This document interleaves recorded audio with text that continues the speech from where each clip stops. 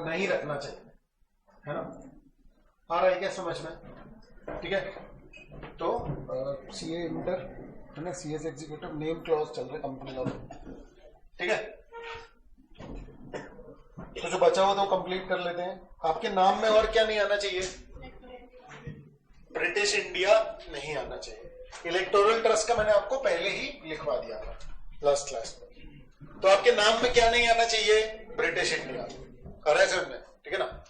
ऐसा कोई नाम नहीं होना चाहिए जिससे फॉरेन गवर्नमेंट से कनेक्शन दिखे। ऐसा कोई नाम नहीं होना चाहिए जिससे फॉरेन गवर्नमेंट से कनेक्शन दिखे।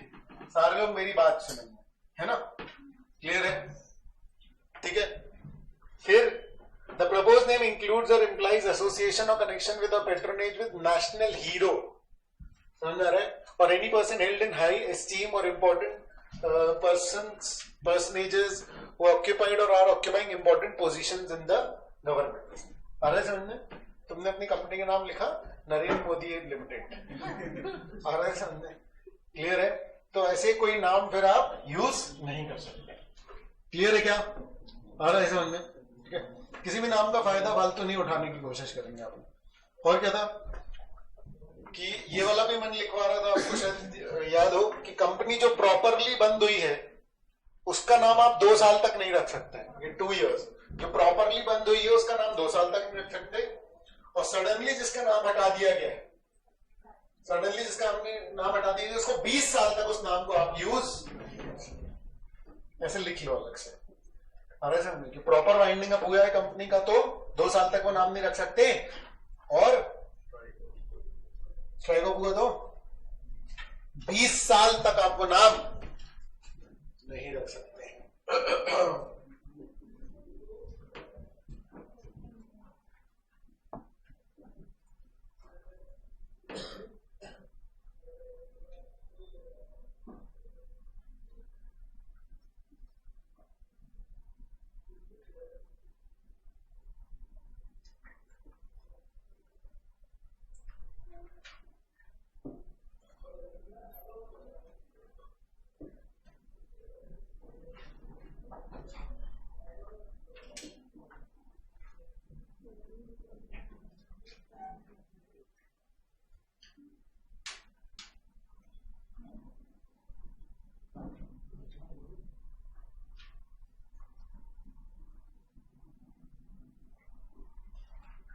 ठीक है। किसी एलएलपी, अगर कोई एलएलपी बंद हुई है तो उसका नाम आप कितने साल तक नहीं रख सकते? 5 साल तक। कोई एलएलपी बंद हुई है तो कितने साल तक उसका नाम नहीं रख सकते आप? 5 साल तक। क्लियर है? आ रहा है समझ में? ठीक है ना। अगर आपकी कंपनी के नाम में insurance, bank, stock exchange, venture capital, asset management निधि, ऐसा कोई भी अगर नाम आ रहा है, ठीक है ना, तो एडा, आरबीआई, सेबी, एमसी, इन सबकी रिक्वायरमेंट्स आपको कंप्लाई करनी पड़ती है। पॉइंट क्या है कि अनडिजायरेबल हो जाएगा अगर आपके नाम में ये सारी चीजें हैं और डिक्लेरेशन सबमिट नहीं हुआ है। इसको रीड करो पॉइंट को, पी वाले पॉइंट को।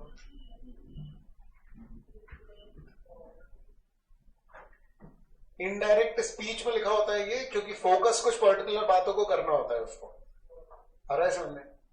ठीक है ना। और सेंटेंस ऊपर के सेंटेंस से जुड़ा हुआ है, मतलब ये सारे के सारे पॉइंट पूरे जहां से एक्सप्लेनेशन चालू हुआ है और वहां से लेकर के लास्ट पॉइंट के बाद जो फुल स्टॉप लगा है वो पूरा एक सेंटेंस। पॉइंट समझ में आ रहा है तुमको? जो कि पॉइंट्स में बटा हुआ है। क्लियर है? तो अपन जब भी कोई भी पॉइंट पढ़ रहे हैं तो उसके साथ हम क्या लाइन लगा रहे हैं कि the name will be undesirable if. आ रहा है समझ में? रीड कर लो, कोई भी डाउट है तो बताते जाओ।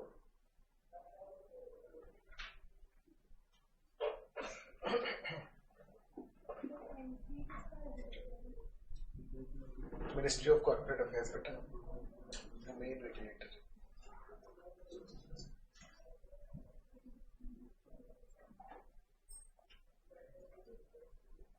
नहीं आ रहा समझ में?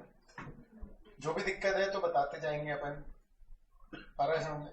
मुझे, बाजू वाले को नहीं। आ रहा है समझ में? ठीक है। कोई भी पॉइंट में अगर इशू हो तो बताते जाना। वैसे बहुत खास नहीं है, क्योंकि क्या होता है ना कि जब रूल्स आते हैं तो उसको समराइज नहीं किया जाता शुरू में, समझ में आ रहा है? शुरू में क्या होता है कि जल्दीबाजी में उसको एज इट इज दे दिया जाता है, तो ये जो है एज इट इज रूल्स आपको मिल गए। ओवर द पीरियड क्या होगा, समराइज होकर के ही आ जाता है। आ रहा है समझ? ठीक है ना? और इसमें से ज्यादातर बातें जो है वो कॉमन सेंस वाली है। मतलब अगर आपने इसको सिर्फ रीड भी किया हुआ है तो इसका सेंस आपके दिमाग में होगा। अगर से रिलेटेड कोई भी केस लॉ आता है तो आप उसको जनरल नॉलेज से आंसर कर सकते हैं, क्योंकि देखो हर तरीके से कंफ्यूजन को कर्व करने की कोशिश की गई है। क्लियर है? ठीक है ना? दिक्कत ये होगी कि सारे पॉइंट्स को ध्यान में रख करके अगर किसी ने लूप होल निकाला और अगर वैसा क्वेश्चन बनाया, या तो फिर किसी एक पर्टिकुलर प्रोविजन को उन्होंने देखा ध्यान से, अरे समझ में, ठीक है, और उन्होंने क्या किया कि उसकी सारी बातों का ध्यान रखते हुए नया नाम लिया। तो मुझे लग रहा है कि एक्चुअली में अगेन अगर आप किस चीज पर ध्यान रखोगे, अगर आप इस चीज पर ध्यान रखोगे ना, ठीक है, कि इस नाम से कंफ्यूजन तो नहीं हो जाएगा, तो आपको बिल्कुल सही इंसाइट जो है ना वो मिल जाएगा बेटा। और ऐसा समझ में, ठीक है ना? क्योंकि कानून जो बना हुआ है वो इस पॉइंट से बना कि लोगों को कंफ्यूजन ना आ रहा है। क्लियर है क्या? ठीक है ना? तो नॉर्मली आप समझ लो कि हर बात जितनी भी हो सकती है वो सब कवर करने की कोशिश की गई। इतने रूल्स फर्स्ट टाइम आए। आ रहा है समझ में? क्लियर है? चलो बताते जाना है ना।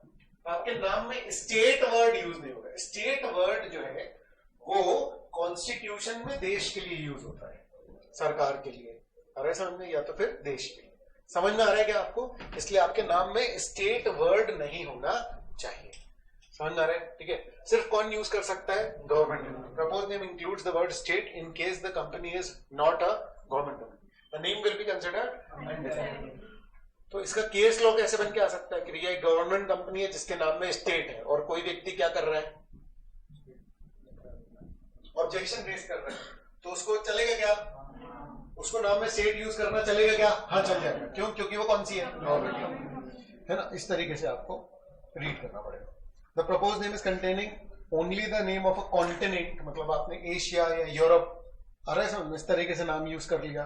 Country, state, city such as Asia limited, Germany limited, ये सब नाम नहीं चलेंगे। आ रहा है क्या समझ में? क्लियर है? याद रखना कोई भी रूल किसी एग्जिस्टिंग कंपनी को, मतलब अगर आप मान लो कि ऐसा कोई डाउट बोलो भैया ये वाली कंपनी है, इसका नाम तो सिर्फ सिटी के नाम पर है, समझ में आ रहा है? तो बेटा वो सारी कंपनीज बनी है कब? ये रूल्स आने के पहले।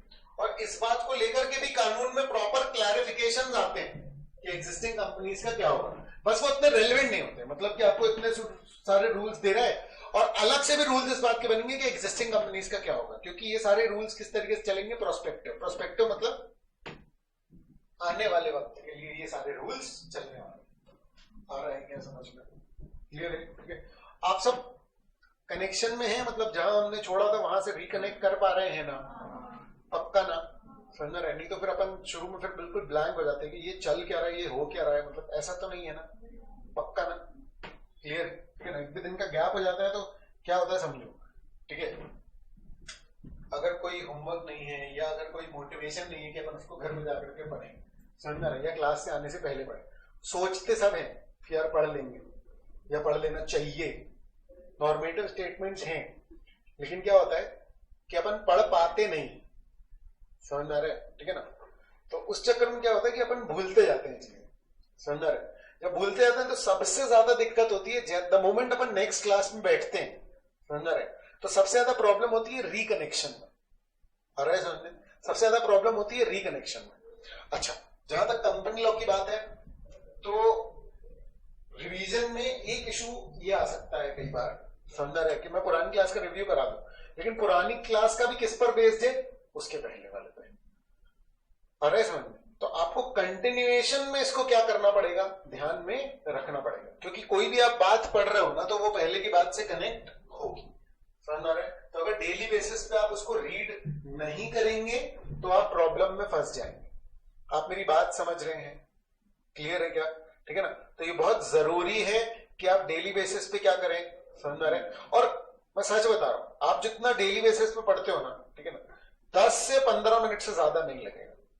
लेकिन अगर वो 10 से 15 मिनट आपने नहीं दिए, समझ में आ रहा है, तो आप दिक्कत में फंस जाओगे। वैसे इतनी रेगुलर हो चुकी है ये बात, समझ में आ रहा है, कि मैं हर बैच में हर बार 10-15 बार मतलब बोलता ही बोलता हूँ। समझ में आ रहा है? 10-15 नहीं, 40-50 बार मैं बोलता ही बोलता हूँ। अरे समझ, लेकिन मुझे पता है कि ये बोलने से तो होगा नहीं। आ रहा है समझ में? ठीक है ना? तो या तो अपन किसी क्वेश्चन के जरिए, ठीक है, या किसी तरीके से अपन उसको करेंगे। ठीक है, तो वैसे तो मेरा प्लान चल रहा था कि अपन वीक में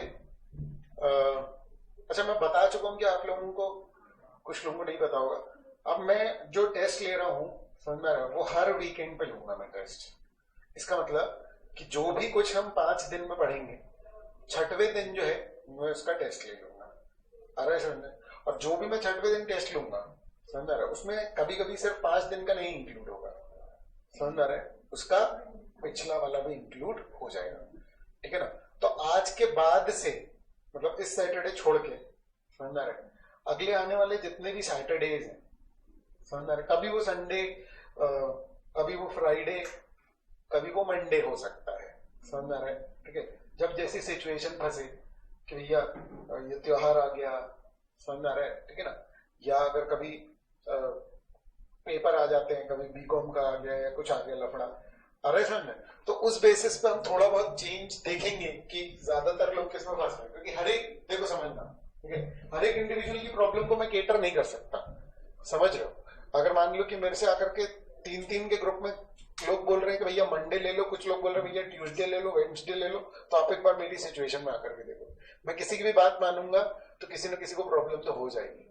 अरे समझ में? तो मैं ये मान रहा हूँ कि शायद सैटरडे में हो सकता है किसी किसी को प्रॉब्लम हो, तो वो अपन संडे को या मंडे को अलग तरीके से टेस्ट करके कर लेंगे।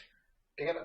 लेकिन रिवीजन करने का यही एक तरीका है कि अपन उसको करते जाए। और टेस्ट जो है वैसे तो असेसमेंट का जरिया है, लेकिन हम उसको पढ़ाई का जरिया बनाते हैं, तो चलो ठीक है, वो भी कर लेते हैं अपन। आ रहा है समझ में? तो अपन हर वीक में अपन टेस्ट लेंगे, और हर दूसरे में जो अपन टेस्ट लेंगे ना, तो 2 वीक का लेंगे, मतलब कि एक बार 5 दिन का, और अगले वीक पे लेंगे तो फिर पूरे 10 दिन का। यानी पिछले टेस्ट का जो कंटेंट है वो भी उसमें शामिल हो सकता है। समझ रहे? फिर बीच बीच में अपन ऐसे टेस्ट लेंगे जिसमें कि अपन ज्यादा कंटेंट इंक्लूड करेंगे। ठीक है ना?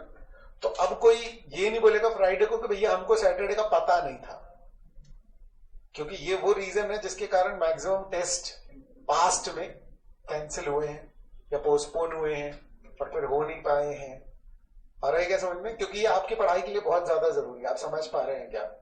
आ रहा है समझ में? मुझे मजा नहीं आता कि मैं टेस्ट लूं उसके बाद बोलूं देखा कितने नंबर आए। आ रहा है समझ? ठीक है ना? ठीक है, टेस्ट हो जाता है तो एटलीस्ट एक असेसमेंट हो जाता है। अभी टेस्ट के पेपर्स मिल गए होंगे आप लोगों को, है ना? तो उसमें किसी किसी को डाउट या कुछ ऐसा कंफ्यूजन है क्या? है ना? तो वो अपन जो है वो डिस्कस कर लेंगे। अभी इमरजेंसी वाली स्थिति चल रही है, अभी जो है अभी भी ध्रुव हॉस्पिटल में एक्चुअली में।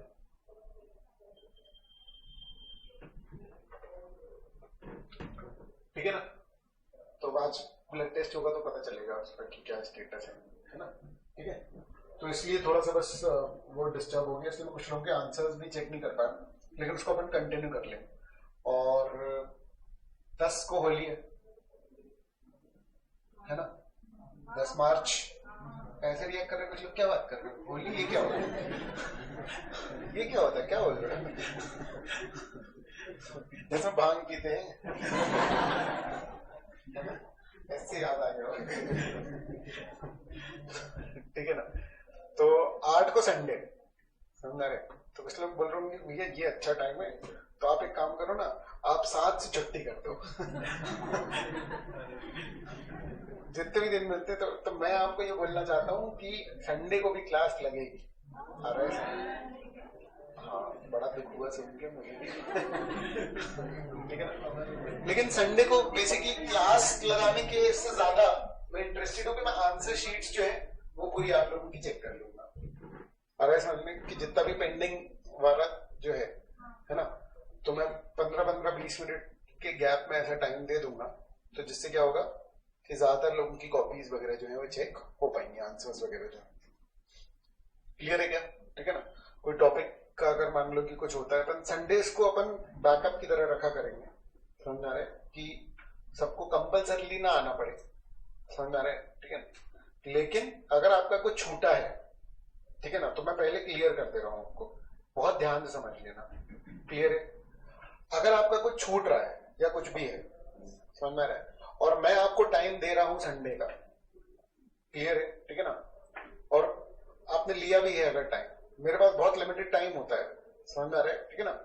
और कुछ बच्चे क्या करते हैं कि जैसे टाइम लिया उन्होंने, मान लो कि आपने 10 बजे का टाइम लिया, ठीक है, और अगर आप नहीं आए, ठीक है ना, तो फिर बहुत ध्यान से समझ लो इस बात को, ठीक है ना। तुम्हारा छूटा, तुमको टाइम में, मैं अपना टाइम पूरा स्केड्यूल उस हिसाब से एडजस्ट करता हूँ, समझना, इंडिविजुअल बच्चों को टाइम देने के पॉइंट ऑफ व्यू से, ठीक है। तो अगर तुम नहीं आए तो मैं तुम्हें जज कर लूंगा, आ रहा है समझ में, पहली बात, ठीक है ना। उसके बाद फिर रीजन कोई बहुत ही सॉलिड सा लेकर के आना मेरे पास, समझ में आ रहा है, ठीक है ना, कि मेरे चाचा आ गए थे, समझ रहे, तो उनकी छिंगली में वे छोटे बच्चे ने नेल पेंट कर दिया था, तो वो छुटाने में टाइम लग गया। ऐसे ऐसे रीजन मेरे को नहीं समझते, समझ आ रहा है क्या, ठीक है ना। हाँ मैं सच बता रहा हूँ, और जब वो बता रहा होता है ना कोई बच्चा, तो मतलब ऐसा लगता है कि इसका गला भरा है, रो ना दे, इतनी जेन्युइन प्रॉब्लम, ठीक है ना, क्लियर है। आपकी कोई क्लास छूटती है तो अगली क्लास में बैठने से पहले आप क्या करें, समझ में आ रहा है, उसका रिकवर कर लें, आ रहा है समझ में, ठीक है। क्योंकि क्या होता है, लिंक्ड होती है चीजें, समझ में आ रहा है, फिर बाद में फिर समझ नहीं आती, ठीक है। उसके बाद फिर आप एक बार पूछते हो कि भैया मेरा ये रिकवर हो जाएगा, मैं बोलता हूँ हाँ बस, तुम्हें हो, समझ में आ रहा है। मुझसे जितनी भी चीजें रिकवर करवानी है वो मुझसे आ करके रिकवर करवानी पड़ेगी, समझ में आ रहा है। मेरा टाइम स्केड्यूल दीप्ति के पास रहता है, तो ऐसा कभी भी व्यू मत बना लेना कि मैं तुम्हारे पास आऊंगा, अरे समझ में, घर कि हाँ आगे आज, अरे समझ में, कि मैं तुम्हें टाइम शेड्यूल मान के और तुम्हारा फ्री टाइम देखूंगा और फिर मैं उस टाइम पे तुम्हारे पास आऊंगा, ठीक है। या जैसे ही तुम फ्री हुए, ये भी बहुत बड़ी दिक्कत है। देखो क्या है, कम्युनिकेशन सेट हो जाए ना तो मिसकम्युनिकेशन नहीं होता, समझ में आ रहा है, ठीक है ना। तो हो सकता है मेरी बातें कुछ ब्लंट भी लगे, लेकिन तुम सोच कर देखो प्रैक्टिकल प्रॉब्लम्स हैं, आ रहा है समझ में, ठीक है, तो बिल्कुल जेन्युइन प्रॉब्लम्स है। कभी क्या होता है कि मान लो कि तुम जब फ्री हुए, समझ में आ रहा है, तुम उस समय आ गए और भैया तुमको दिख रहे हैं बैठे, कि भैया बैठे और भैया देखो गेम खेल रहे आ रहा है समझ। मैं अगर 4 घंटे क्लास ले रहा हूँ बेटा, बहुत फ्रस्ट्रेशन आती है, समझ में आ रहा है, कई बार मतलब थक जाते हैं, समझ में आ रहा है। तो वो अगर मान लो कि मैं खेल रहा हूँ या मैं कुछ कर रहा हूँ, समझ में आ रहा है, मेरे को 5 मिनट खाली टाइम भी चाहिए होता है कई बार, समझ में आ रहा है। वो 5 मिनट अगर मैं तुमको नहीं दे पा रहा हूँ तो मेरी जेन्युइन प्रॉब्लम है, आ रहा है समझ में, ठीक है ना। तो कभी कभार ऐसा होता है कि भाई तुम जैसे फ्री हुए और तुम देख रहे हो कि भैया फ्री हो, भैया वो टाइम तुमको नहीं दे रहे, तो इस बात को समझो कि मेरे से बहुत सारे लोग पहले भी टाइम लेकर के जाते हैं, तो वो प्रॉपर टाइम पर लेकर के मिल लेते हैं, समझ में इवनिंग में, क्योंकि वैसे ही बहुत सारे बैचेस हैं, क्लियर है, ठीक है ना। तो ऐसा ना हो कि जैसे तुम फ्री हुए और उस समय मैं तुमको फ्री दिखा लेकिन मैं फ्री हूं नहीं, समझ में आ रहा है, मैं नोट्स बनवा रहा हूँ और उस समय तुम डिससेटिस्फेक्शन लेकर के चले गए कि भैया देखो फ्री थे फिर भी उनको टाइम नहीं दिया, समझ में आ रहा है, क्लियर है ना। इससे क्या होगा कि कोई मिसकम्युनिकेशन नहीं होगी, ठीक है ना। हम लोग बात कर लेंगे किसी भी चीज को लेकर के, ठीक है, जो भी हो तो तुमसे बोल देना आकर के कि भैया आपका टाइम चाहिए। बहुत सारे बच्चे करते हैं, और मैं सच बता रहा हूँ तुमको, 5 मिनट का आंसर चेक कराने के लिए 1.5 घंटे बच्चे क्लास में रुके हैं, इसी क्लास में बैठे हुए हैं, अरे समझ में, मतलब कि वो 1-1.5 घंटे रुके हैं और मैं आया हूँ और मैंने बोला कि तुम बस एक आंसर चेक कराना, उसके लिए तुम 1.5 घंटे रुक गए। तुमने बोला कि भैया हम बैठ गए थे पढ़ने, कुछ हम बैठ गए, समझ आ रहा है। तो इस लेवल का कमिटमेंट जब मैं किसी में देखता हूँ ना, समझ आ रहा है, तो उसके बाद फिर मैं अपने सर पर भी ऑब्लिगेशन ले लेता हूँ, समझ आ रहा है, कि अगली बार क्या होगा कि भाई मैं भी अपना टाइम जो है वो किसी और चीज का या किसी इंपॉर्टेंट चीज का टाइम कट शॉर्ट करूंगा, क्योंकि देखो तुमने भी मेरे लिए 1 घंटे वेट कर लिया। पॉइंट समझ में आ रहा है कि ये कमिटमेंट था कि भैया आज का आंसर आज चेक हो जाएगा। मेरा पॉइंट समझ रहे हो क्या, क्लियर है। तो थोड़ा एफर्ट अपने को भी लगाना पड़ेगा, मैं जितना हो सकता है उतना एफर्ट लगाना पड़ेगा, क्लियर है सबको, ठीक है। चलो वापस आ जाते हैं अपन, ठीक है ना। तो ठीक है, स्टेट वर्ड आप इंक्लूड नहीं कर सकते, क्लियर है, ठीक है। अपने नाम में पहुंच पा रहे हो, यहां तक पहुंच पा रहे हो, ठीक है। और ये Asia limited, Germany limited, city का नाम, कंट्री का नाम आप यूज नहीं कर सकते, जो ऑलरेडी हो गए हैं नाम उनको अपन नहीं छेड़ेंगे, क्लियर है, ठीक है। कोई भी डाउट हो तो बताते जाना, क्लियर है।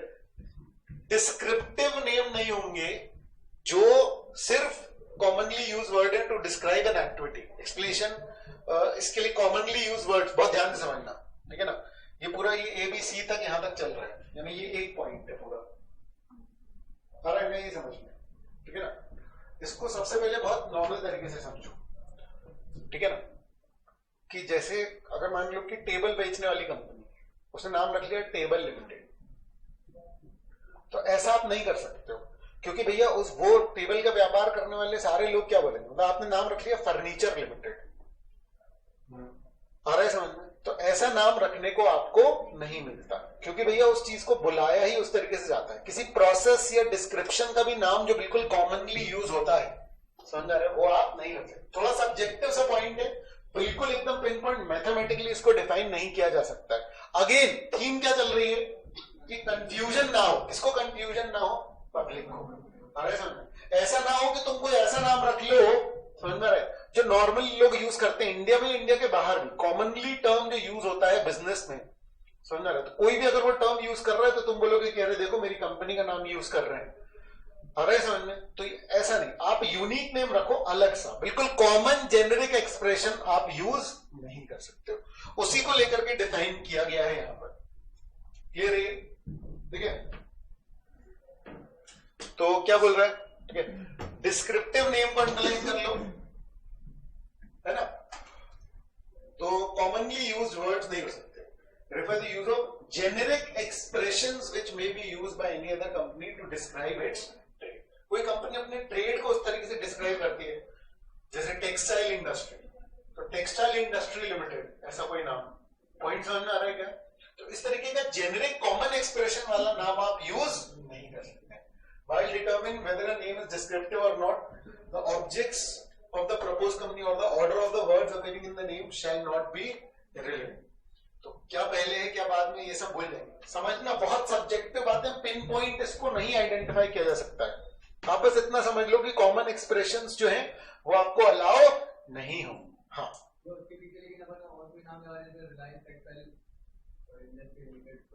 नहीं चलेगा, ठीक है, क्योंकि रिलायंस ने सारे टाइप के बिजनेस खोले ही नहीं बेटा, अरे समझ। और आप जैसे रिलायंस कर रहे हो तो ये इसमें क्या, वो तो पहले वाले में फंस जाएगा ना, ऑलरेडी एक्जिस्टिंग कंपनी। रिलायंस अगर नहीं आ रही है तो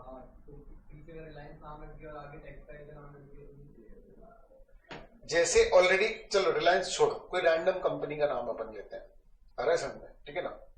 तो हाँ, तो ऑलरेडी एक्जिस्टिंग कंपनी का नाम क्या है,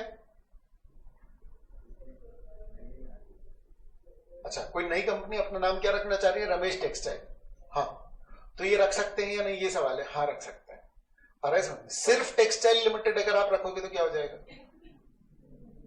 नहीं रख सकते।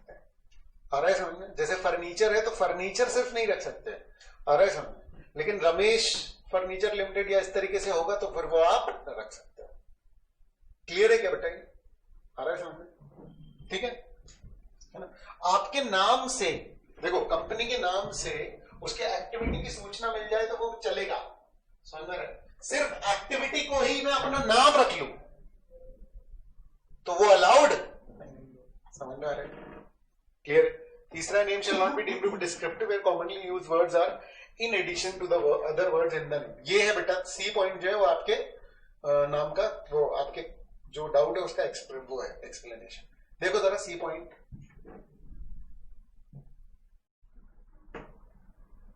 ठीक है, कॉमनली यूज वर्ड के साथ आपने अपना कोई नाम जोड़ दिया तो चलेगा।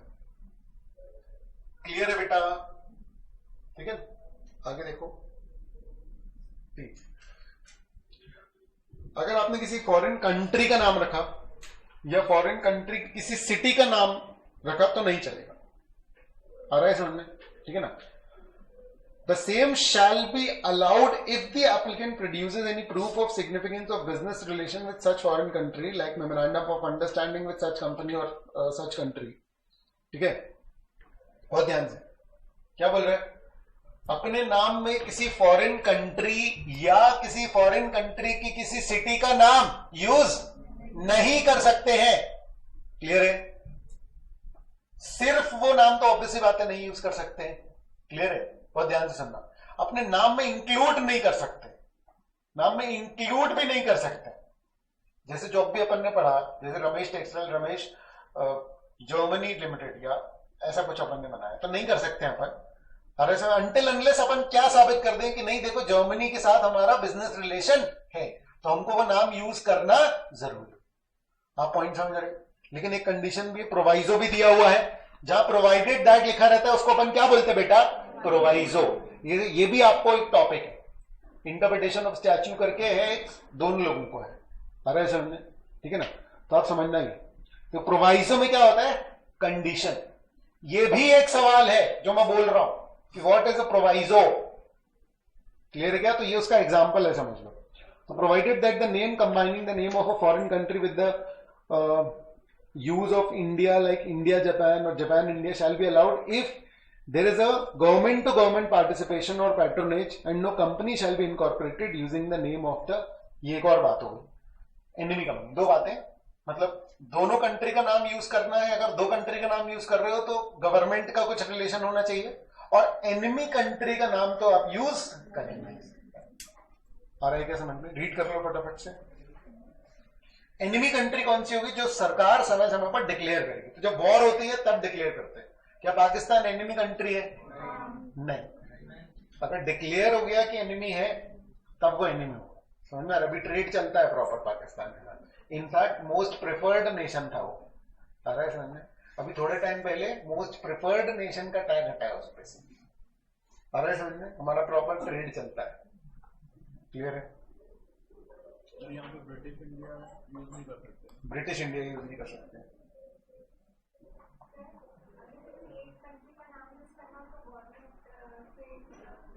जरूरी नहीं है, बिल्कुल सही।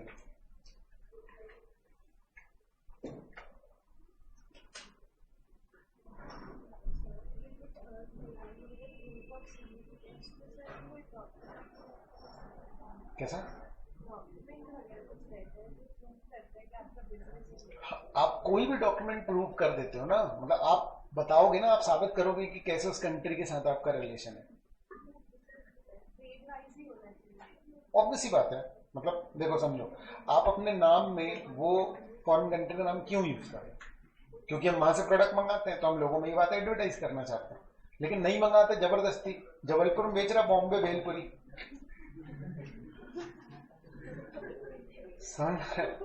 कब से? 60 साल से, 50 साल से, 50 साल से बॉम्बे का सिस्टम चेंज हो चुका है। नहीं आ रहा समझ में? ठीक है ना? मैसूर डोसा मिल रहा है, आ रहा है समझ? मैप नहीं बता पाएगा मैसूर कहाँ है। लेकिन समझ रहे हो, ठीक है ना? तो चल जाता है, स्मॉल लेवल पे चल जाता है, ठीक है। लेकिन कंपनी के नाम में ये सब नहीं चलेगा, क्लियर है?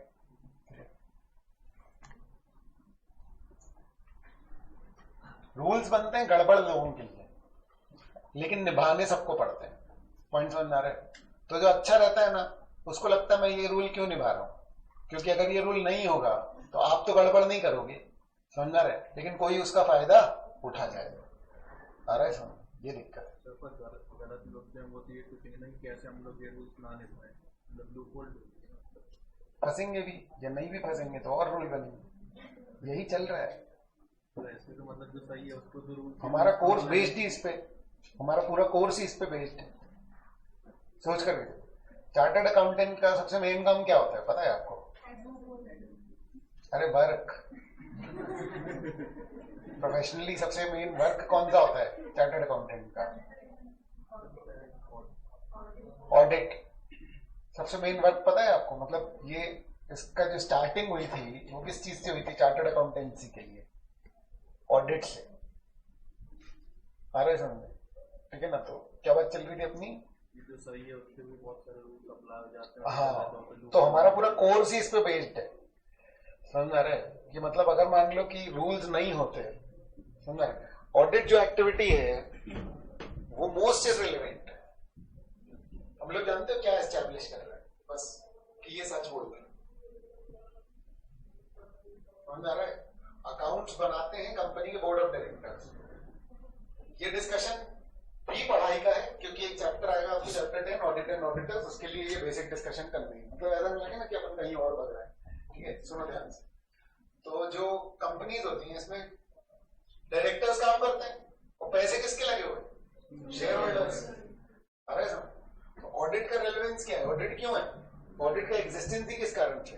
क्योंकि separation of ownership and management. समझ रहे? तो ओनर बिजनेस में इन्वॉल्व नहीं है, तो बोर्ड ऑफ डायरेक्टर जो पिक्चर दिखाना चाहे तो फिर वो दिखा सकते हैं। समझ में आ रहा है? तो वो बोर्ड ऑफ डायरेक्टर ने जो अकाउंट्स बनाए उसकी ऑथेंटिसिटी एस्टैब्लिश करने के लिए कौन आता है चेकिंग करने? Chartered accountant.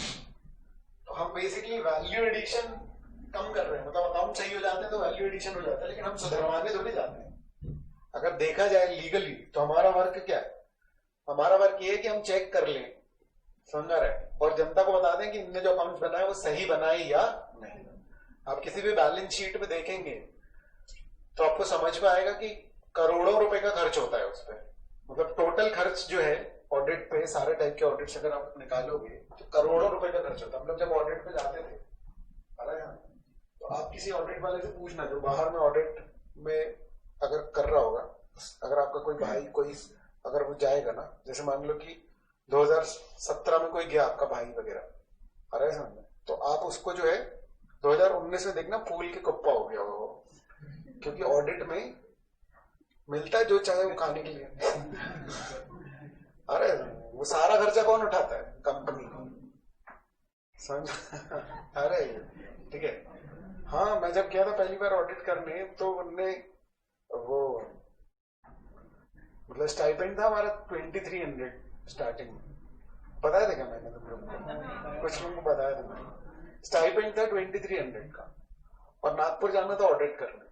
समझ रहे? तो फ्लाइट्स भेज रहे थे। फ्लाइट की मैंने टिकट देखी तो 7,500 रुपए। मैंने कहा मेरी 3 महीने की सैलरी से ज्यादा मेरा एक बार का आना जाना। हाँ, मैं सोच रहा था कि यार ये मेरे को दे दो, मैं ट्रेन से जाऊंगा। इसके पैसे मुझे दे दो, मेरा टाइम इतना कीमती नहीं है जितना तुम लोग को लग रहा है। तो फिर पता चला कि वो ऑडिट फर्म वाली बात बताते नहीं कंपनी से। अरे ठीक है कि नहीं हमारे आर्टिकल का टाइम बहुत कीमती है, ये नहीं बताते कितना दे रहे हैं उसको। क्लियर है? तो वो बहुत खर्चा होता है उसमें, वो सारा खर्चा है कंपनी उठाती है, वो टोटल वेस्ट है वो खर्चा। अरे समझ, अगर लोग ऑनेस्ट हो तो हमारी नीड क्या है फिर? अरे हम तो सारा कुछ रूल्स निभाने और वो सब करवाने के लिए ही तो जा रहे हैं। अरे समझ, ठीक है ना? क्या करोगे? है कोर्स ऐसा, ठीक है? चलो ठीक है।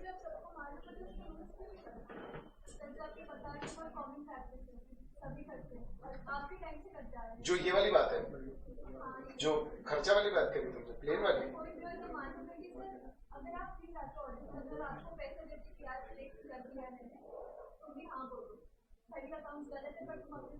नहीं अकाउंट्स गलत का क्या वहां बोलेंगे?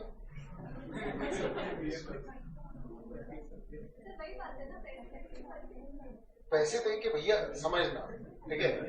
हमारी पूरी वैल्यू पता है किस पर है? हमारी पूरी वैल्यू जो है वो ट्रस्ट पे ही है। समझ रहे? अगर कोई चार्टर्ड अकाउंटेंट थोड़े से पैसे लेकर के ट्रस्ट बेच रहा है ना अपना, तो समझ लो कि वो अपनी पूरी डिग्री और सारा कुछ ताक पे रख रहा है। समझ रहे हो? ठीक है? आपकी पूरी प्रैक्टिस। एक केस हुआ था पीडब्ल्यूसी का, सत्यम कंप्यूटर्स का, अरे समझ, जिसमें थोड़ी सी लापरवाही। अब हो सकता है पैसे भी खाए हो, कितने पैसे खाए हो? समझ रहे? 200-300 करोड़, समझ रहे? 500 करोड़ से ज्यादा का तो नुकसान लग चुका होगा उसको, सारे नए क्लाइंट मिलने बंद, क्योंकि उसकी रिपोर्ट पर भरोसा कौन करेगा? हमारी वैल्यू ही किस बात पर है? हमारी रिपोर्ट पर भरोसा हो। हमारी रिपोर्ट पर भरोसा तब होगा जब लोग हम पे भरोसा करेंगे। आपने अपना भरोसा ही बेच दिया, पॉइंट समझ में आ रहा है? तो फिर आपकी वैल्यू ही नहीं है। पॉइंट समझ में आ रहा है? बड़ी फर्म और छोटी फर्म में, अगर मैं सीए फर्म या सीएस की फर्म्स की मैं बात करूं तो काम तो वही हो रहा है ना, ऑडिट ही हो रहा है। समझ में आ रहा है? लेकिन उनकी रिपोर्ट ज्यादा चलती है, भाई इनने ऑडिट कर दिया तो मतलब कोई प्रॉब्लम नहीं। ये लोग तो भैया छोटी भी गलती नहीं छोड़ते। समझ में आ रहा है? तो सारी वैल्यू ही रेपो की है, ठीक है? ओपन अगर कोई भी केस हुआ तो उसकी पूरी रेपो चली जाएगी। समझ में आ रहा है? होता होगा और होता मतलब होता है शायद, ऑब्वियस सी बात है। क्लियर है? आज ही देखो यस बैंक डूब गया, ऑलमोस्ट समझ रहे हैं कि 50,000 तक विड्रॉल होगा। अरे तो अब दिए ना उन्होंने बैंक लोन, तो बैंक लोन किस बेसिस पे दिए, गड़बड़ हुई होगी तो किसी पर्टिकुलर लेवल पे तो प्रॉब्लम्स हुई होंगी ना। ठीक है, चलो वापस आ जाते हैं अपन कि अगर आप सेक्शन 8 कंपनी हो तो आपके नाम में क्या इंक्लूड होना चाहिए, foundation, forum, association, federation, chamber, confederation, council, electoral trust और इसी तरीके के नाम। आ रहे समझ में? ठीक है, बहुत ध्यान से, यानी यहां एक कंपल्शन है कि आपके नाम में इस तरीके का कोई वर्ड यूज होना जरूरी है, नहीं तो आपके नाम को क्या मान लिया जाएगा, अनडिसाइडेड। ये भी हमने कर लिया था वैसे तो। ठीक है, निधि लिमिटेड वाला भी पॉइंट मैंने बता दिया था आपको कि अगर आप निधि कंपनी हो तो आपके नाम में क्या लगाना पड़ेगा, निधि लिमिटेड। लिखा अजीब सा है इसलिए ध्यान रखें। क्लियर है क्या? ठीक है, फिर the propose name has been released from the register upon change of name of the company and 3 years have not elapsed since the date of change। मतलब कि क्या बोल रहे हो कि किसी कंपनी ने अपना नाम चेंज किया तो उसका जो पुराना नाम है वो कितने साल तक अवेलेबल नहीं रहेगा, 3 साल तक। लिख लो इसको अलग से क्योंकि इसमें फिर पढ़ना अजीब हो जाएगा। किसी कंपनी ने अपना नाम चेंज किया तो उसका पुराना नाम 3 साल तक कोई और नहीं रख सकता।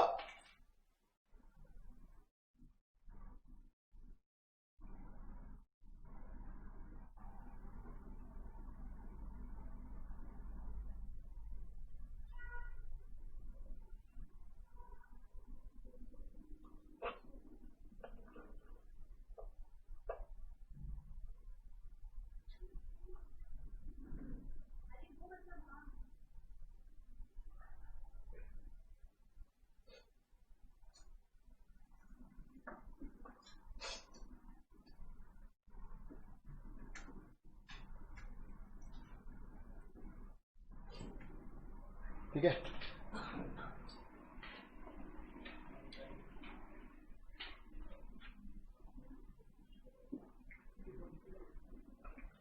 क्लियर है?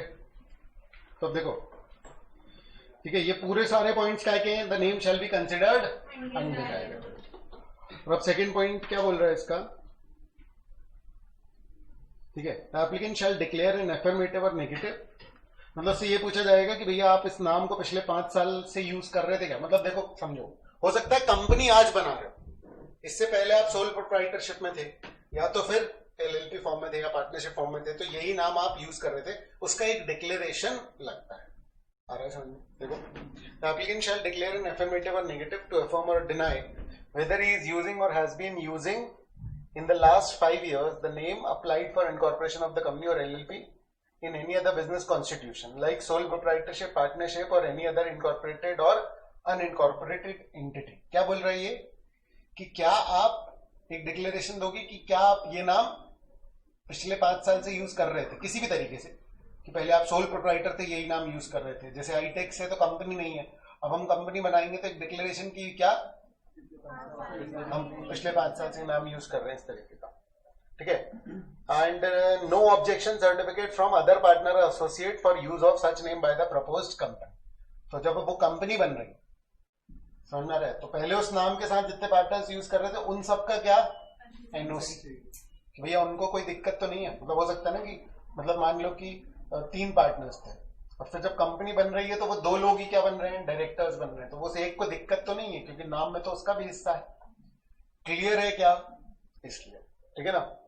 Another for use of such name by the proposed company LLP as the case may be, and also a declaration as to whether such other business shall be taken over by the proposed company or LLP or not। तो एक ये भी declaration, क्या उसी business को convert कर रहे हो कंपनी में, हाँ या नहीं। तो एक बार देख लो पूरा।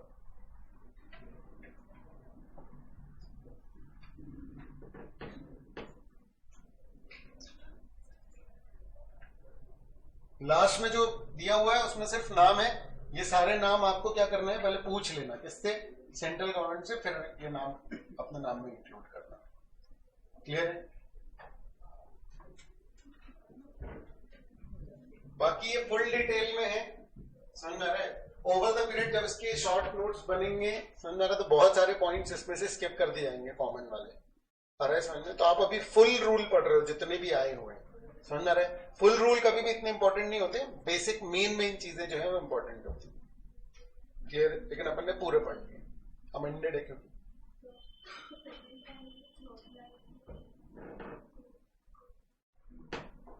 पूरा एक ही सेंटेंस है। वो क्या बोल रहा है कि देखो, अगर जब आप कंपनी बना रहे हो, समझ में आ रहा है, ठीक है ना, तो बहुत ऑब्वियस है, हो सकता है आप पहले से बिजनेस करते आ रहे हो। प्रैक्टिकली मैक्सिमम केसेस में कंपनी किसको बनाया जाता है? नई कंपनी नहीं बनती, जब नया बिजनेस सोचा और कंपनी रजिस्टर करवा ली, ऐसा कम लोग करते हैं। क्या करते हैं लोग कि पहले अपना एग्जिस्टेंस रखते हैं, तो सोल प्रोप्राइटर पार्टनरशिप में चले, समझ में आ रहा है, फिर उसके बाद उन लोगों ने कन्वर्ट कर लिया कंपनी में। जब कंपनी में कन्वर्ट कर रहे हैं तो उनको डिक्लेरेशन चाहिए कि हाँ आप कर रहे थे, दूसरा हमारे पार्टनर्स को कोई प्रॉब्लम नहीं, दूसरा तीसरा उसी बिजनेस को टेक ओवर किया जा रहा है, इस बात का डिक्लेरेशन।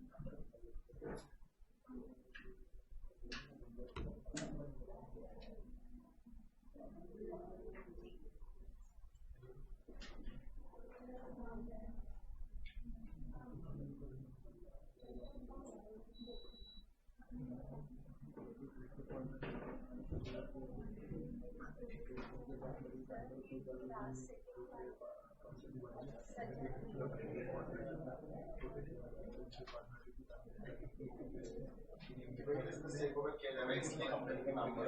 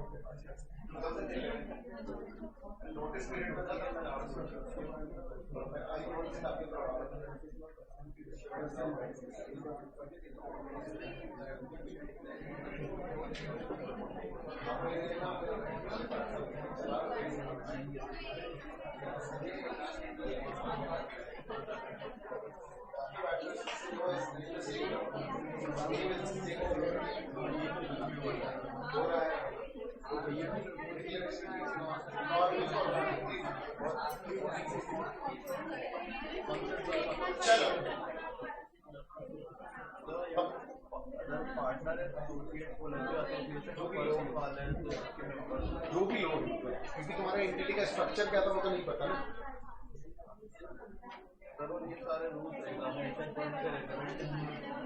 नए आए कह नहीं सकता, एक जेनरिक व्यू अपना रखो।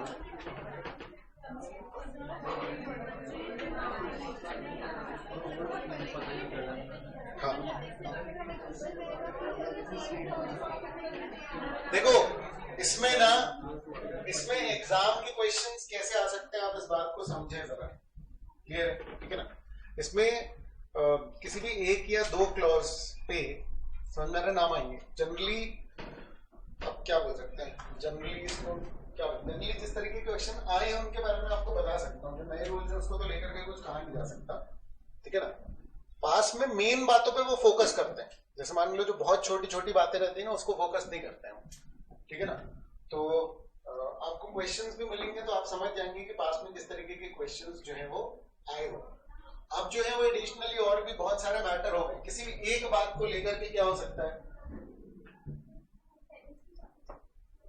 ठीक है ना? बस नहीं आया। श्योर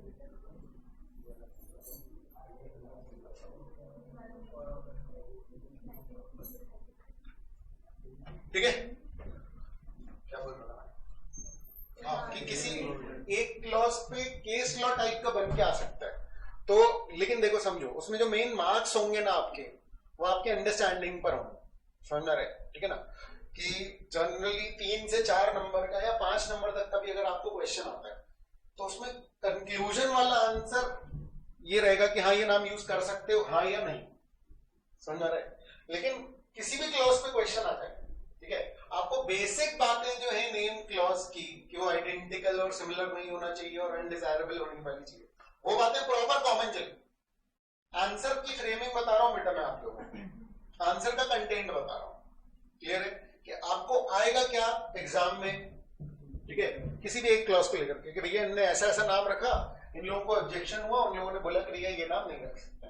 क्लियर, तो आपको कोई भी आए 3-4 नंबर का, उसका आंसर आपका एक लाइन का ही हो जाएगा कि हाँ ये वाला नहीं रख सकते, इस वाले क्लॉज में कवर, खत्म बात। तो आपको क्या बताना पड़ेगा, अगर वो 4 नंबर का क्वेश्चन है तो आपको इन जनरल नेम क्लॉज की बातें लिखनी पड़ेगी, ठीक है ना, कि भाई आइडेंटिकल सिमिलर नहीं हो सकता, गवर्नमेंट की नजर में अनडिजायरेबल नहीं होना चाहिए, और वो सारे क्लॉजेस नहीं लिखने, क्लॉज तो आप एक लिखो, बाकी एडिशनली आप 3-4 बातें उसमें और इंक्लूड कर सकते हैं, लेकिन बेसिक प्रोविजन जो है वो आपको लिखना, कोट करना पड़ेगा। समझ गए हैं क्या आप? क्लियर है? मैं इसे बनवा दूंगा क्योंकि नए कंटेंट पे पुराने क्वेश्चंस नहीं मिलेंगे आपको, तो वो मैं कंस्ट्रक्ट कर दूंगा आप लोगों के लिए। क्लियर है क्या? बाकी काफी सारे हैं, है ना, क्वेश्चंस ऑलरेडी नेम पर। चलो अब अपन अपना एक और मेन जो डॉक्यूमेंट है वो चालू करते हैं। इस डॉक्यूमेंट का नाम है आर्टिकल्स, सामने, जिसका फुल फॉर्म अपन किस नाम से पुकारते हैं इसको, आर्टिकल्स ऑफ एसोसिएशन। और जब भी आपसे पूछा जाता है आर्टिकल्स क्या होता है तो आप एक वर्ड में उसका जवाब क्या देते हैं, रूल्स। सामने, क्लियर है? ठीक है ना। तो देखो समझना, ठीक है, रूल्स मतलब कैसे रूल्स, ठीक है, कि कंपनी कैसे चलेगी, तो क्या मैनेजर के काम लिखे होंगे उसमें, क्या क्या लिखा क्या होगा, रूल्स मतलब कौन से रूल्स। क्लियर है? तो जो कंपनी लेवल के जो काम होते हैं कि शेयर का ट्रांसफर कैसे होगा, कॉल कैसे मंगाई जाएगी, डायरेक्टर्स के पास क्या पावर होंगे कंपनी के पॉइंट ऑफ व्यू से, उस तरीके के रूल्स जो हैं वो उसमें लिखे होंगे। ठीक है ना, किसकी कितनी सैलरी होगी या नहीं होगी, वो सब बातें इतनी वैसी वाली नहीं इंक्लूड होती। क्लियर? लेकिन जो ब्रॉड बातें, एक आध आर्टिकल्स आप देखना, आर्टिकल्स में एक्चुअली इतनी सारी बातें होती हैं, 150-200 बातें होती है। मेमोरेंडम आपका 5-6 क्लॉज में खत्म हो जाता है, लेकिन आर्टिकल्स में आपको बहुत सारी बातें लिखनी पड़ती हैं। जो मॉडल आर्टिकल्स भी हैं आपके, मॉडल आर्टिकल्स हैं टेबल FGHIJ, में स्केड्यूल 1 में आपको पता है, स्केड्यूल 1 में टेबल ABCDE काय के फॉर्मेट है, ABCDE तक मेमोरेंडम, फिर FGHIJ सेम चल रहा है, में जो आर्टिकल्स के फॉर्मेट बताते हैं, उसका ऑफिशियल नाम है मॉडल आर्टिकल्स। इसको अपन सैंपल आर्टिकल या स्पेसिमेन, ठीक है, या फॉर्मेट कुछ भी बोल सकते हैं, उसका ऑफिशियल नाम क्या है, मॉडल आर्टिकल्स। एक कंपनी को किस तरीके से चलाना है अपना काम, बेसिक चीजों को लेकर के, समझ रहे हैं, वो सारा कहां पर लिखा हुआ है, आर्टिकल्स। देखो आपको बिजनेस कैसे करना है उसको, वो आपकी मन मर्जी, पॉइंट समझ में आ रहा है। तो उसमें कौन से वाले रूल्स लिखे हुए हैं जो सरकार को लगता है कि जो जरूरी है, जो एक जनरल एक कंपनी चलती है तो इस तरीके से ऑपरेट होगी, एडमिनिस्ट्रेशन वाली जो बातें हैं, समझ में आ रहा है, वो सारी कुछ वहां पर होंगी। शेयर कैसे इशू किए जाएंगे, कैसे ट्रांसफर किए जाएंगे, कॉल कैसे मंगाया जाएगा, डायरेक्टर वगैरह की पावर क्या होंगी, इस तरीके की बातें जो है वो आर्टिकल्स में होती है। जो कुछ एग्जांपल्स मैं आपको दे रहा हूं। अगेन जो एक्ट की डेफिनेशन है वो कुछ नहीं है, as originally framed or as altered from time to time, तो इसमें तो कुछ खास ऐसा है, आ रहा है क्या समझ में, ठीक है ना। मीनिंग या content of articles or regulations, rules और रेगुलेशन बोलते हैं by company for its own governance. ये term for its own governance ये आपको याद रखना पड़ेगा, आ रहा है समझ में, अच्छा है, ये आप यूज कर सकते हैं, ठीक है ना। नहीं तो कुछ लोग ऐसे लिखते हैं ना, आर्टिकल्स कंटेन्स रूल्स, अरे इतना नहीं समझ रहे। आंसर फ्रेमिंग के लिए कुछ टर्म्स आपको पता होने चाहिए, फॉर इट्स ओन गवर्नेंस, खुद को चलाने के लिए जो रूल्स है। क्योंकि company artificial person. The article shall contain regulation for the management of the company. एक ही बात है, अलग अलग तरीके से बोल रहे हैं, कंटेंट बढ़ाने के लिए। Article shall contain such matter as may be prescribed. Prescribed कहां होती हैं चीजें? रूल्स। और ऐसे समझे, ठीक है ना? अंडर द रूल्स लिखा हुआ है। The company may include any additional matter in its article which is considered necessary for the management of the company. Company के मैनेजमेंट के लिए अगर आपको लगता है तो आप और बातें इंक्लूड कर सकते हैं। तो मतलब आर्टिकल्स जो है वो ओपन है, समझ रहे?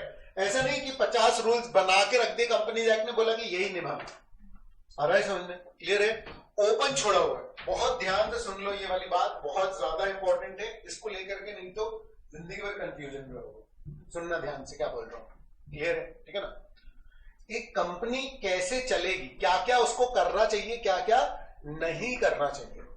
अरे समझ, तो जो कानून बनाने वाले हैं ना, जो एक्ट बनाने वाले हैं, वो कुछ चीजों को बोल रहे हैं कि भैया देखो ये चीज ऐसे ही करना, समझ आ रहा है? और कुछ चीजों को लेकर के उन्होंने क्या बोला है कि जैसा चाहे वैसा कर लेना। मेरी बात समझ रहे हो? बहुत ध्यान से, मैं अभी खत्म नहीं हुई और बात, क्लियर है? एक क्या बात बोली मैंने कि कुछ चीजें तो कंपनी जाके बोल देगा कि ये जैसा हम बोल रहे हैं इसको आरओसी में फाइल कर देना, ऑप्शन नहीं है कुछ। अरे समझे? उसमें शैल, मस्ट, है ना, विल, ये सब देख लो, क्लियर है? ठीक है ना? तो ये करना पड़ेगा। कुछ चीजें ऐसी हैं जो रूल्स के पॉइंट ऑफ व्यू से करनी पड़ेंगी आपको, क्योंकि जनता को डिस्क्लोजर मिलना चाहिए। एनुअल रिपोर्ट बनाओ, एजीएम कंडक्ट करो, अरे समझ में? हॉल में ये होना चाहिए, ट्रांसफर करोगे तो ये चीजें होनी चाहिए, समझ में आ रहा है? तो वो बातें एक्ट ने क्या बोल दी है कि कंपलसरी है, करना ही पड़ेगा, समझ में आ रहा है? क्लियर है? अब बहुत सारी जो बातें बोली है उसने कि जो खुद से डिसाइड चाहो तो कर सकते हो, बहुत ध्यान से। जो ये वाली बात है ना, जो कंपनी एक्ट ने क्या बोली कि ये वाली बातें क्या कर लेना, खुद से डिसाइड कर लेना। अब किसी को पता ही नहीं भैया कि हमको डिसाइड करना है, क्या करना है, कैसे रूल्स, तो गवर्नमेंट ने दे दिए क्या, सैंपल। अरे कि ये एक लिख के दे दिया हमने, आमतौर पर कंपनी ऐसे ऐसे करती है, तो ये लिख करके अपन ने दे। पहले इसकी इंपॉर्टेंस अलग लेवल की थी। 2013 एक्ट आने के बाद उन्होंने क्या किया, उन्होंने कहा कि जो भी कंपनी बनेगी उस पे ये जो सैंपल रूल्स हैं ये लग जाएंगे। बहुत ध्यान से, जो सैंपल रूल है ना, जो टेबल एफ है, मॉडल आर्टिकल्स जो है, अगर आप कंपनी बना रहे हो तो मॉडल आर्टिकल लग गए। तो हम बोल रहे हैं अरे यार ये कैसा कंपल्शन, तो गवर्नमेंट बोल रही है ये मदद है, तुमको इसमें से कोई चीज अलग करनी है कर लो। पॉइंट समझ में आ रहा है? देखो, सरकार को जो चीजें आपसे करवानी है ना, वो बात उसने आर्टिकल के लिए नहीं छोड़ी, वो बात उन्होंने कहां लिख दी है, एक्ट में। एक्ट में कि ये करना ही पड़ेगा, एक्ट में और रूल्स में, जो कंपनीज एक्ट के रूल्स हैं उसकी बात कर रहे हैं कि एक्ट और रूल्स में मिलाकर उन्होंने बोल दिया कि ये करना ही पड़ेगा। अब जितनी बातें जनरल मैनेजमेंट की दी, जो कि जिसको जो डिसाइड करना है वो कर ले, उसके लिए सरकार ने क्या बोला कि भैया अपने आर्टिकल बना लेना। अब कुछ लोगों को पता ही नहीं कि भैया क्या रूल बनाने क्या नहीं, लेकिन सरकार को लगता है भैया ये जरूरी है। तुमको भले ज्ञान ना हो कि भैया कैसे ये सब लिखना ही पड़ता है तभी कंपनी करती है, तो सरकार ने क्या बना के दे दिया, सैंपल आर्टिकल, मॉडल आर्टिकल बना दिया। तो जो भी कंपनी बन रही है उस पर चिपक गए मॉडल आर्टिकल ऑटोमेटिकली, मतलब आपके रूल्स भी डिफाइन हो गए। अगर आपको कोई ऑब्जेक्शन नहीं है तो वैसे ही चला लो जैसे सारी कंपनी चलती है।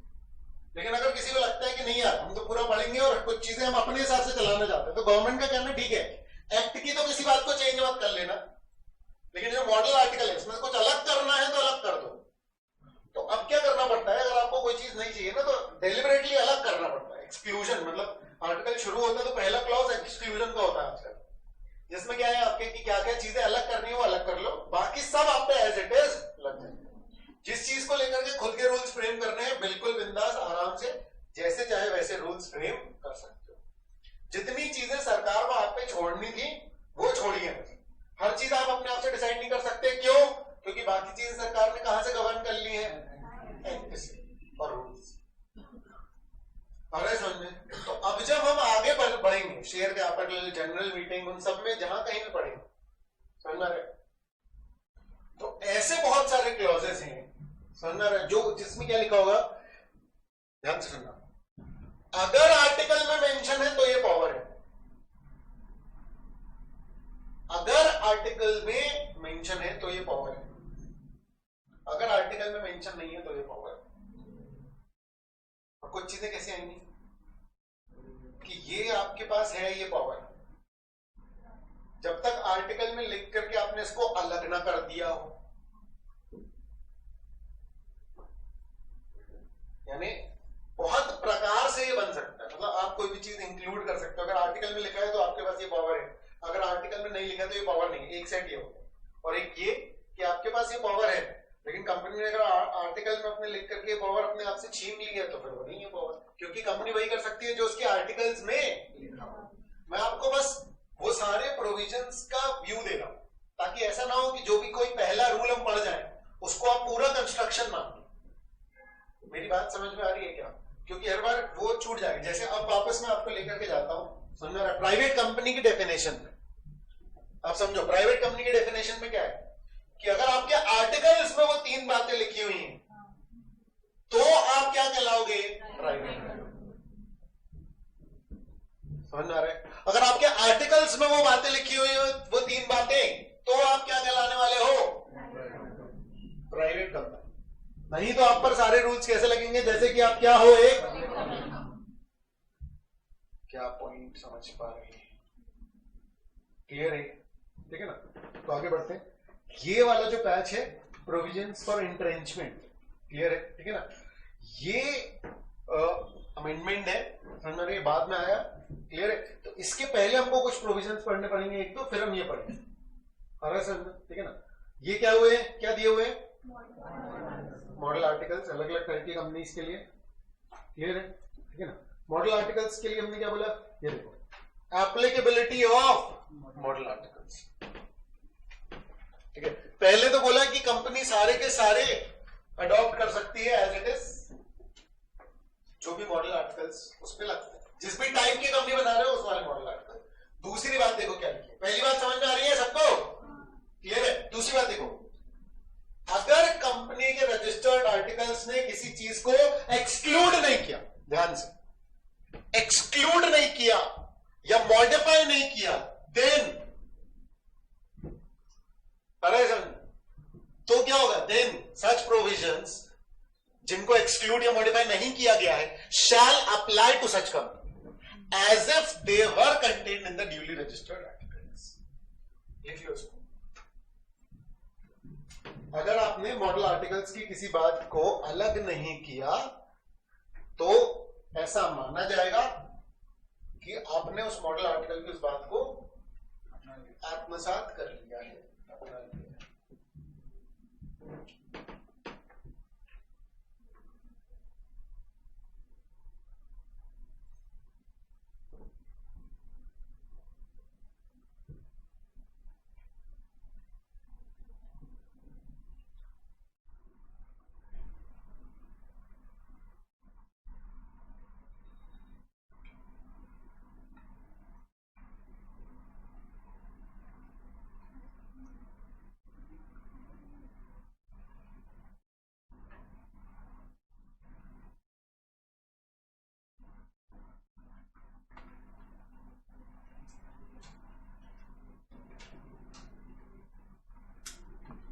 अब पुरानी सारी कंपनी जितनी भी हैं उनने बोला कि अरे यार ये सब हम पे भी लग जाएगा क्या, क्योंकि पहले तो प्रोविजन था नहीं, अभी अभी आया है।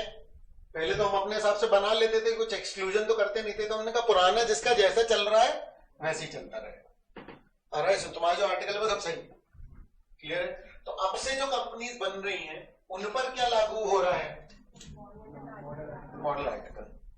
आ रहा है समझ में? हाँ। और अगर किसी एग्जिस्टिंग कंपनी ने अपने आर्टिकल्स को चेंज किया तो फिर आपको इस बात का ध्यान अब रखना पड़ेगा कि आप नए के हिसाब से बना, मतलब जो बनी हुए हैं रूल्स और उसको चेंज नहीं कर रहे हो तो जैसा चल रहा है चलने दो।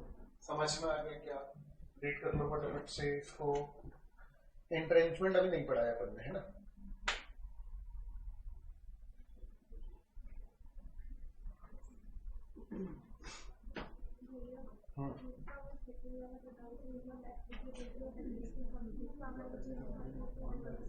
अगर अपने आर्टिकल्स चेंज कर रहे हो तो फिर अब फिर मॉडल आर्टिकल लग जाएंगे तुम पे, या तो फिर एक्सक्लूड कर दो। सुधार रहे हो ना तो लिख लो ना फिर उसमें क्या क्या लगेगा क्या क्या नहीं लगेगा, लिख लो। हाँ बेटा। हाँ एक सेकेंड हाँ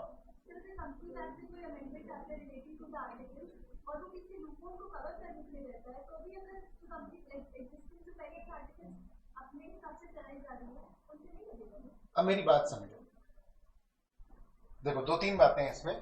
एक तो जब भी कंपनीज एक्ट में अमेंडमेंट आता है तो आर्टिकल्स को लेकर के तो कोई अमेंडमेंट नहीं आएगा, किसी प्रोविजन को लेकर के आएगा। ऐसा हो सकता है कि किसी पर्टिकुलर चीज को लेकर के कंपनीज एक्ट ने पहले बोला था कि ये कर लेना अपने हिसाब से, अब उन्होंने अमेंड करके बोले हमारे हिसाब से करो। नहीं आ रहा समझ? तो जब भी कोई नया अमेंडमेंट आता है तो उसकी एप्लीकेबिलिटी साथ में आती है। ये बात हमको किसने बताई कि एग्जिस्टिंग कंपनीज का कैसा होगा? एक्ट नहीं बताया, क्योंकि जब भी अमेंडमेंट आता है तो उसकी एप्लीकेबिलिटी बताई जाती है। नहीं बताई जाती तो हम जनरल क्लॉजेस पढ़ते हैं, हम इंटरप्रिटेशन ऑफ स्टैट्यूट्स करते हैं, उसके हिसाब से वो प्रोस्पेक्टिव जाते हैं। पॉइंट समझ में आ रहा है?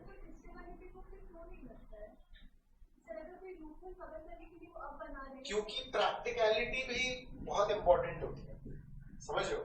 अगर मान लो इस प्रोविजन के चक्कर में सारी एग्जिस्टिंग कंपनी को अपने आर्टिकल्स चेंज करने पड़ जाते तो केओस बहुत ज्यादा हो जाता। समझ आ रहा है? ठीक है। लूपहोल क्या होता है कि भाई अगर मान लो किसी चीज का गलत फायदा उठा रहे हैं लोग, समझ रहे, जो उठा चुका है, समझ रहे, और अगर मान लो कि उनकी तादाद बहुत ज्यादा है तो फिर सरकार कभी भी जनरल जो बना हुआ है उसको बिगाड़ेगी नहीं, क्योंकि केओस बच जाएगा। मेरा पॉइंट समझ रहे हो?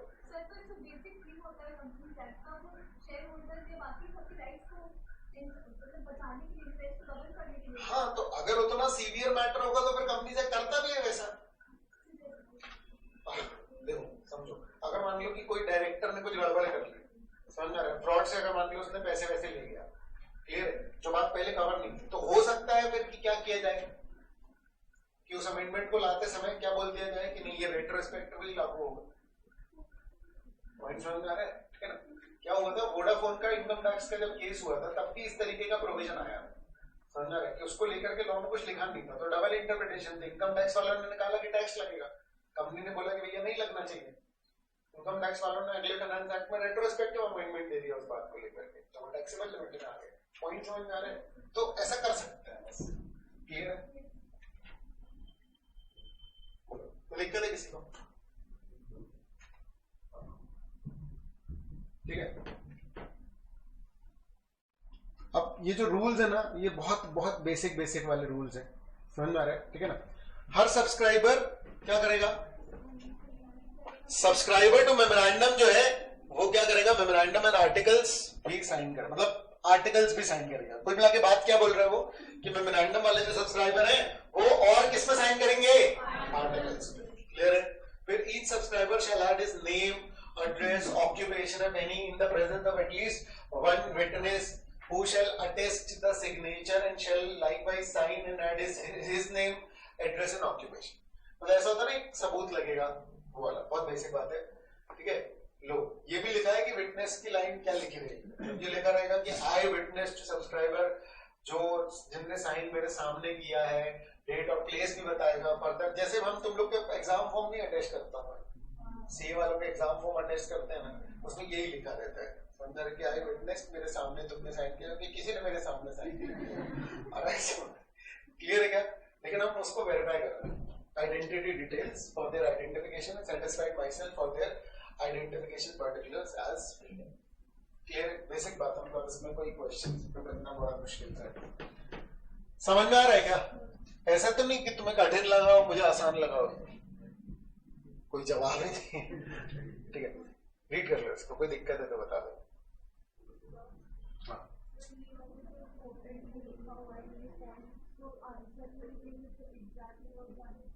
अरे कैसे सवाल कर रही हो, ये तुमको एग्जैक्ट में क्यों लिखने आएगा अपन?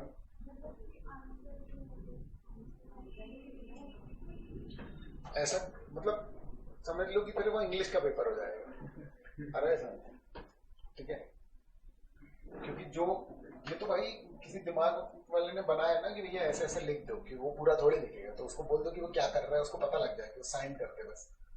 अरे ठीक है, फॉर्मेलिटी वाली बात है।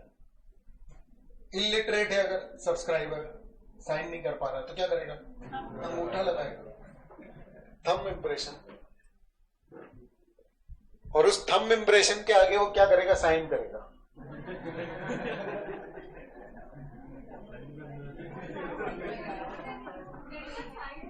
साइन करना तो आते ही। ठीक है, चलो। वेयर द सब्सक्राइबर, इंपॉर्टेंट बात नहीं है होती, चलो।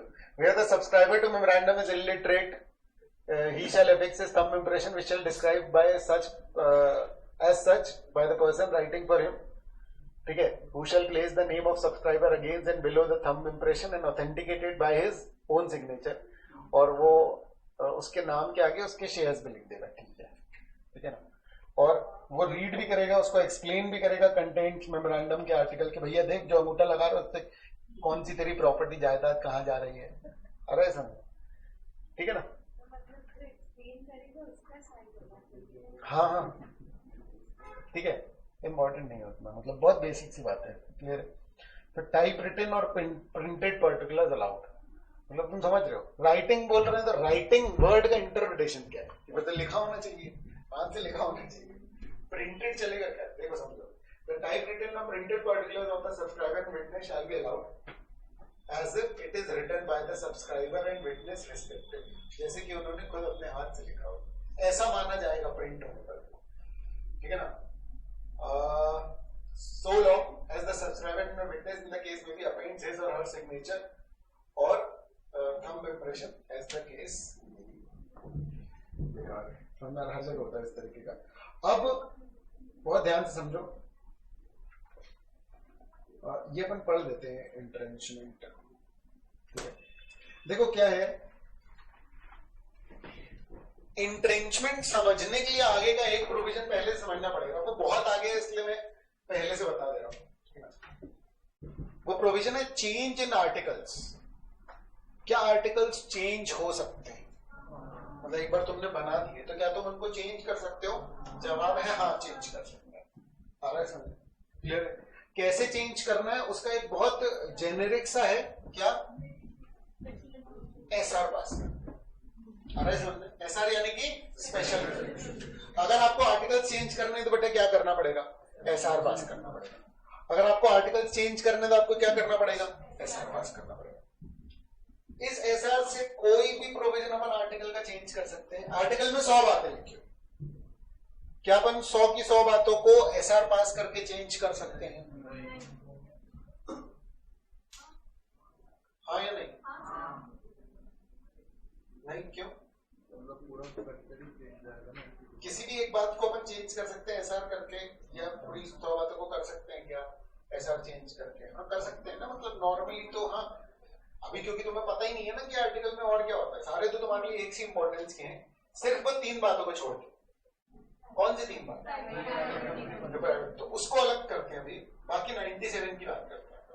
इन सबको आर्टिकल्स को कैसे चेंज कर सकते हैं, ऐसा। क्या आर्टिकल में लिखी सारी बातें इक्वल इंपॉर्टेंस की होती हैं या अलग अलग इंपॉर्टेंस की हो सकती हैं, अलग अलग इंपॉर्टेंस की हो सकती है, समझ आ रहे हैं, ठीक है। तो क्या ऐसे रूल्स बनाए जा सकते हैं कंपनी के द्वारा कि यार ये 6 प्रोविजंस जो हैं ये थोड़ा कठिन तरीके से चेंज होंगे, नॉर्मल एसआर से चेंज नहीं है।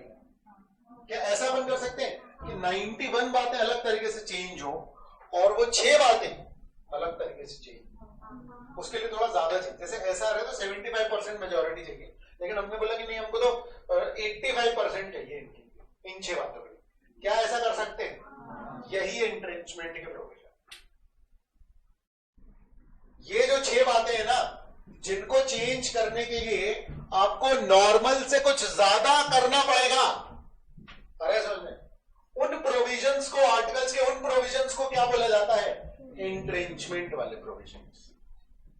तो इसकी इत्तला आपको किसको करनी पड़ती है, इसकी इंफॉर्मेशन आपको आरओसी को भी देनी पड़ती है। तो ये देखो कुछ बातें ऐसी हैं जो कि हम और वो कर रहे हैं चेंज करना, तो लोगों को भी पता लग जाएगा कि अच्छा ये सारी बातें थोड़ी ज्यादा स्ट्रिक्ट है, इसमें ज्यादा लोगों का पार्टिसिपेशन चाहिए, तब जाकर के क्या करेंगे हम डिसीजन लेंगे। कुछ समझ में आ रहा है, क्लियर, कुछ मिसप्रिंट है, ठीक है, चल जाएगा, लेकिन तुमको देख लो एक बार। The articles may contain provisions for entrenchment, that is certain specified provisions, ठीक है, उनको चेंज किया जा सकता है, लेकिन ओनली बाय कुछ ऐसे कंडीशन या procedure those are more restrictive than those are applicable in case of ऐसा। इसका मतलब क्या है कि कुछ ऐसे प्रोविजन जिनको चेंज करने के लिए कुछ ज्यादा स्ट्रिक्ट प्रोविजंस लगाने पड़ेंगे। लिख लो इस बात को, नहीं तो भूल जाओ। नॉर्मल तरीके से चेंज नहीं होंगे।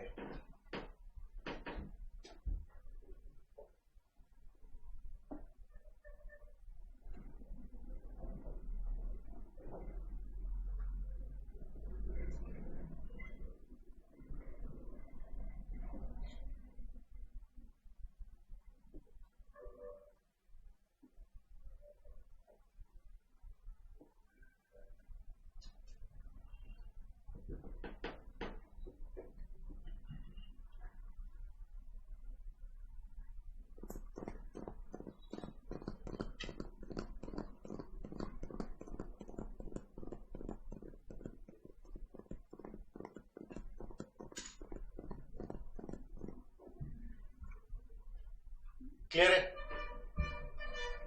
तो सबसे पहले तो ऐसे प्रोविजन जो ज्यादा स्ट्रिक्टर तरीके से चेंज हो वो क्या कहलाते हैं? एंट्रेंचमेंट वाले प्रोविजन। फिर क्या बोल रहे हैं? कब बना सकते हैं ऐसे वाले? या तो कंपनी के बनते समय बना लो। हेलो, कंपनी के बनते समय बना लो ऐसे वाले। क्लियर है? ठीक है।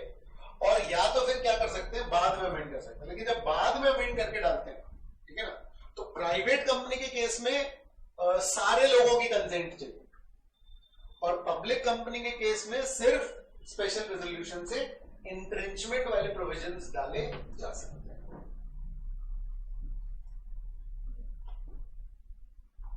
रीड करते जाओ। जैसा मैं बोल रहा हूं वैसा लिखा नहीं है, मैं उसको सिंप्लीफाई करता जा रहा हूं। ध्यान से नोटिस करें आप। तो मेरी बातें सुननी ज्यादा जरूरी है।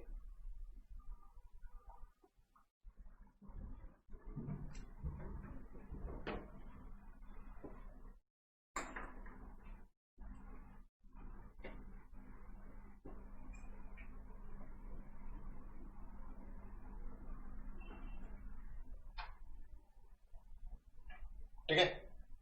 अच्छा, मर्जी है क्या इंटरेंजमेंट वाले प्रोविजन या अनरेंजमेंट वाले प्रोविजन रखने ही पड़ेंगे आर्टिकल? मर्जी है ना? ठीक है। तो अगर रखोगे तो आरओसी को भी बता दो। अगर इंटरेंजमेंट वाले प्रोविजन है तो आरओसी को भी बता देना।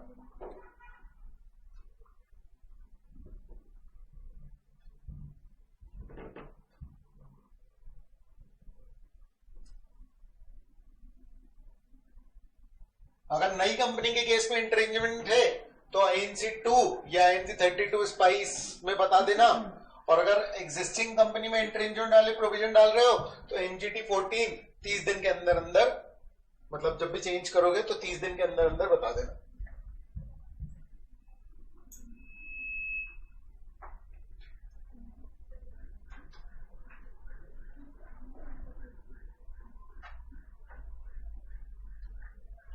और कह रहा है कि रजिस्ट्रार को तो बताना ही पड़ेगा। लास्ट वाला जो पॉइंट है डी वाला, वो कह रहा है रजिस्ट्रार को तो बताना ही पड़ेगा, चाहे शुरू से हो चाहे बाद में। तो कोई मतलब नहीं है उस बात का। डी वाले पॉइंट का रेलेवेंस नहीं है कुछ खास, मतलब वो पहले पॉइंट से ही कवर हो जा रहे हैं। रीड कर लो पूरा इंट्रेंचमेंट वाला प्रोविजन।